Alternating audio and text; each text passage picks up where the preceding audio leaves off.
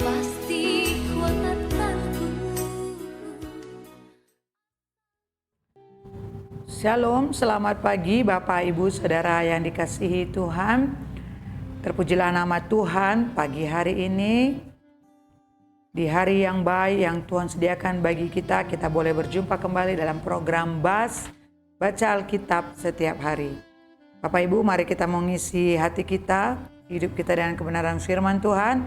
Oleh karena itu, sebelum kita mulai pembacaan firman Tuhan pada pagi hari ini, mari kita satukan hati kita berdoa. Terima kasih Tuhan buat pagi hari ini, terima kasih Tuhan keberadaan kami semua karena Tuhan. Terima kasih sepanjang malam Tuhan menyertai kami hingga pagi hari ini kami diberikan kesehatan, nafas kehidupan, menikmati semua ciptaan dan karya-Mu. Kami tahu itu semua anugerah-Mu dalam hidup kami Tuhan. Pagi ini kembali kami akan melakukan pembacaan firman-Mu. Mari Tuhan tolong kami agar setiap pembacaan firman Tuhan pada pagi hari ini boleh masuk ke dalam hati kami dan menjadi perenungan bagi kami, dan kami boleh selalu melakukan kebenaran firman-Mu. Berkati firman-Mu pagi hari ini Tuhan, dan kami siap buka hati kami untuk membaca dan mendengarkan firman-Mu. Dalam nama Yesus kami berdoa dan mengucap syukur. Haleluya. Amin. Mari Bapak Ibu Saudara yang dikasihi Tuhan, kita buka Alkitab kita di dalam Keluaran 31 dan nanti akan berakhir kepada Keluaran 33. Kita akan mulai pembacaan Keluaran 31. Bezaleel dan Aholiab ditunjuk. Berfirmanlah Tuhan kepada Musa, lihat, telah kutunjuk Bezaleel bin Uri bin Hur dari suku Yehuda, dan telah kupenuhi dia dengan roh Allah, dengan keahlian dan pengertian dan pengetahuan dalam segala macam pekerjaan, untuk membuat berbagai rancangan supaya dikerjakan dari emas, perak, dan tembaga, untuk mengasah batu permata supaya ditata, untuk mengukir kayu, dan untuk bekerja dalam segala macam pekerjaan. Juga aku telah menetapkan di sampingnya Aholiab bin Ahisamak dari suku Dan. Dalam hati setiap orang ahli telah kuberikan keahlian. Haruslah mereka membuat segala apa yang telah kuperintahkan kepadamu. Kemah pertemuan, tabut untuk hukum, tutup pendamaian yang terletak di atasnya, dan segala perabotan kemah itu, yakni meja dan perkakasnya, kandil dari emas murni dengan segala perkakasnya, mezbah pembakaran ukupan, mezbah korban bakaran dengan segala perkakasnya, bejana pembasuhan dengan alasnya, pakaian jabatan, baik pakaian kudus kepunyaan Imam Harun maupun pakaian anak-anaknya untuk memegang jabatan imam, minyak urapan dan ukupan dari wangi-wangian untuk tempat kudus, tepat seperti yang telah kuperintahkan kepadamu, haruslah mereka membuat semuanya. Berfirmanlah Tuhan kepada Musa, katakanlah kepada orang Israel demikian, akan tetapi hari-hari sabatku harus kamu pelihara. Sebab itulah peringatan antara aku dan kamu turun-temurun, sehingga kamu mengetahui bahwa akulah Tuhan yang menguduskan kamu. Haruslah kamu pelihara hari sabat, sebab itulah hari kudus bagimu. Siapa yang melanggar kekudusan hari sabat itu, pastilah ia dihukum mati. Sebab setiap orang yang melakukan pekerjaan pada hari itu, orang itu harus dilenyapkan dari antara bangsanya. 6 hari lamanya boleh dilakukan pekerjaan. Tapi pada hari yang ketujuh haruslah ada sabat, hari perhentian penuh, hari kudus bagi Tuhan. Setiap orang yang melakukan pekerjaan pada hari sabat, pastilah ia dihukum mati. Maka haruslah orang Israel memelihara hari sabat dengan merayakan sabat, turun-temurun menjadi perjanjian kekal antara aku dan orang Israel. Maka inilah suatu peringatan untuk selama-lamanya, sebab 6 hari lamanya Tuhan menjadikan langit dan bumi, dan pada hari yang ketujuh ia berhenti bekerja untuk beristirahat. Dan Tuhan memberikan kepada Musa setelah ia selesai berbicara dengan dia di Gunung Sinai kedua loh hukum Allah, loh batu yang ditulisi oleh jari Allah. Keluaran 32, anak lembu emas. Ketika bangsa itu melihat bahwa Musa mengundur-undurkan turun dari gunung itu, maka berkumpullah mereka mengerumuni Harun dan berkata kepadanya, mari, buatlah untuk kami Allah yang akan berjalan di depan kami, sebab Musa ini orang yang telah memimpin kami keluar dari tanah Mesir. kami tidak tahu apa yang telah terjadi dengan dia. Lalu berkatalah Harun kepada mereka, tanggalkanlah anting-anting emas yang ada pada telinga istrimu, anakmu laki-laki dan perempuan, dan bawalah semuanya kepadaku. Lalu seluruh bangsa itu menanggalkan anting-anting emas yang ada pada telinga mereka dan membawanya kepada Harun. Diterimanya itu dari tangan mereka, dibentuknya dengan pahat dan dibawanyalah daripadanya anak lembu tuangan. Kemudian berkata mereka, hai Israel, inilah Allahmu yang telah menuntun kau keluar dari tanah Mesir. Ketika Harun melihat itu, didirikannya mezbah di depan anak lembu itu. Berserulah Harun, katanya, besok hari raya bagi Tuhan, dan keesokan harinya pagi-pagi, maka mereka mempersembahkan korban bakaran dan korban keselamatan. Sesudah itu duduklah bangsa itu untuk makan dan minum, kemudian bangunlah mereka dan bersukaria. Berfirmanlah Tuhan kepada Musa, pergilah, turunlah, sebab bangsamu yang kau pimpin keluar dari tanah Mesir telah rusak lakunya. Segera juga mereka menyimpang dari jalan yang kau perintahkan kepada mereka. Mereka telah membuat anak lembu tuangan dan kepadanya mereka sujud menyembah dan mempersembahkan korban, sambil berkata, hai Israel, inilah Allahmu yang telah menuntun engkau keluar dari tanah Mesir. Lagi firman Tuhan kepada Musa, telah kulihat bangsa ini, dan sesungguhnya mereka adalah suatu bangsa yang tegar tengkuk. Oleh sebab itu biarkanlah aku, supaya murkaku bangkit terhadap mereka, dan aku akan membinasakan mereka, tetapi engkau akan kubah menjadi bangsa yang besar. Lalu Musa mencoba melunakkan hati Tuhan Allahnya dengan berkata, mengapakah Tuhan murkamu bangkit terhadap umatmu yang telah kau bawa keluar dari tanah Mesir dengan kekuatan yang besar dan dengan tangan yang kuat? Mengapakah orang Mesir akan berkata, dia membawa mereka keluar dengan maksud menimpakan malapetaka kepada mereka dan membunuh mereka di gunung dan membinasakannya dari muka bumi? Berbaliklah dari murkamu yang bernyala-nyala itu, dan menyesallah karena malapetaka yang hendak kau datangkan kepada umatmu.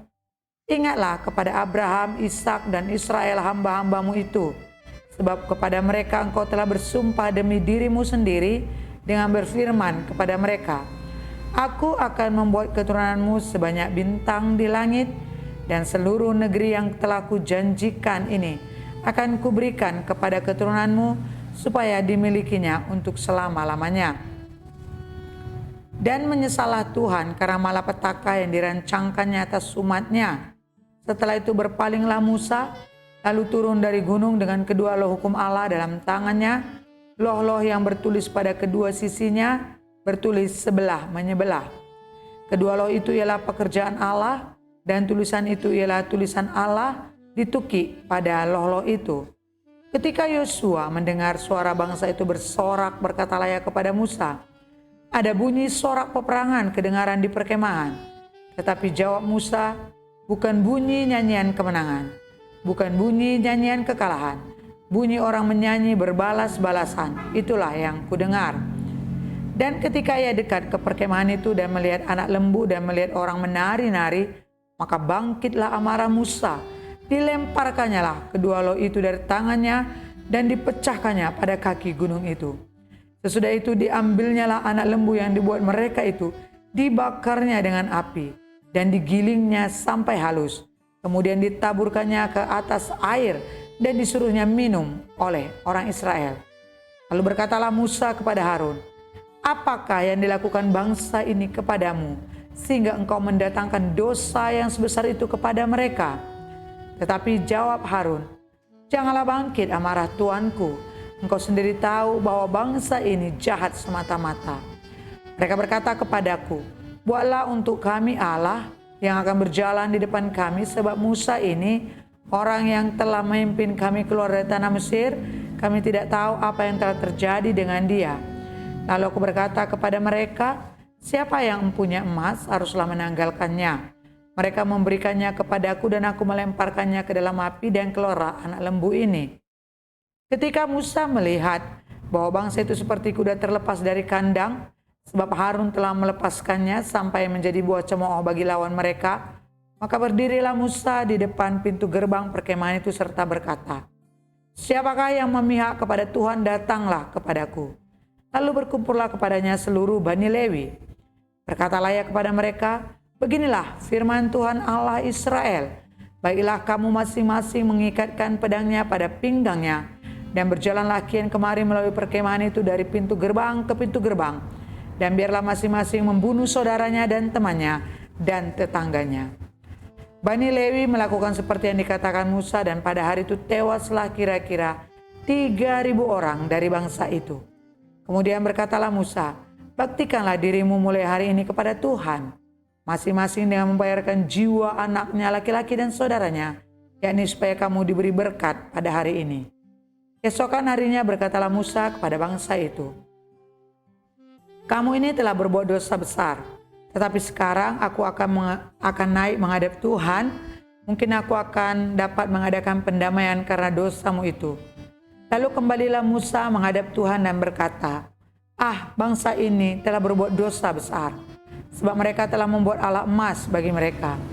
Tetapi sekarang kiranya engkau mengampuni dosa mereka itu. Dan jika tidak, hapuskanlah kiranya namaku dari dalam kitab yang telah kau tulis. Tetapi Tuhan berfirman kepada Musa, siapa yang berdosa kepadaku? Nama orang itulah yang akan kuhapus dari dalam kitabku. Tetapi pergilah sekarang, tuntunlah bangsa itu ke tempat yang telah kusebutkan kepadamu. Akan berjalan malaikatku di depanmu. Tapi pada hari pembalasanku itu, aku akan membalaskan dosa mereka kepada mereka. Demikianlah Tuhan menulahi bangsa itu, karena mereka telah menyuruh membawa anak lembu buatan Harun itu.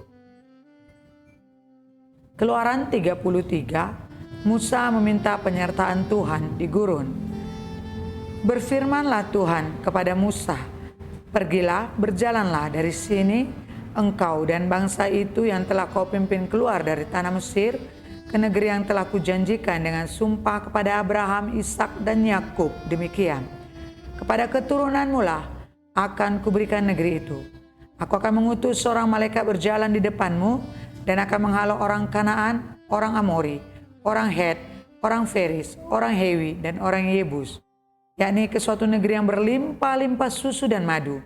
Sebab aku ini tidak akan berjalan di tengah-tengahmu karena engkau ini bangsa yang tegar tengkuk, supaya aku jangan membinasakan engkau di jalan. Ketika bangsa itu mendengar ancaman yang mengerikan ini, berkabunglah mereka, dan seorang pun tidak ada yang memakai perhiasannya. Berfirmanlah Tuhan kepada Musa, katakanlah kepada orang Israel, kamu ini bangsa yang tegar tengkuk.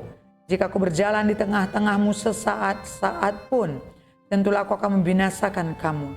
Oleh sebab itu tanggalkanlah perhiasanmu, maka aku akan melihat apa yang akan kulakukan kepadamu. Demikianlah orang Israel tidak memakai perhiasan lagi sejak dari gunung Horeb. Sesudah itu Musa mengambil kemah dan membentangkannya di luar perkemahan, jauh dari perkemahan, dan menamai kemah pertemuan. Setiap orang yang mencari Tuhan, keluarlah ia pergi ke kemah pertemuan yang di luar perkemahan. Apabila Musa keluar pergi ke kemah itu, bangunlah seluruh bangsa itu dan berdirilah mereka masing-masing di pintu kemahnya, dan mereka mengikuti Musa dengan matanya sampai ia masuk ke dalam kemah. Apabila Musa masuk ke dalam kemah itu, turunlah tiang awan dan berhenti di pintu kemah, dan berbicaralah Tuhan dengan Musa di sana.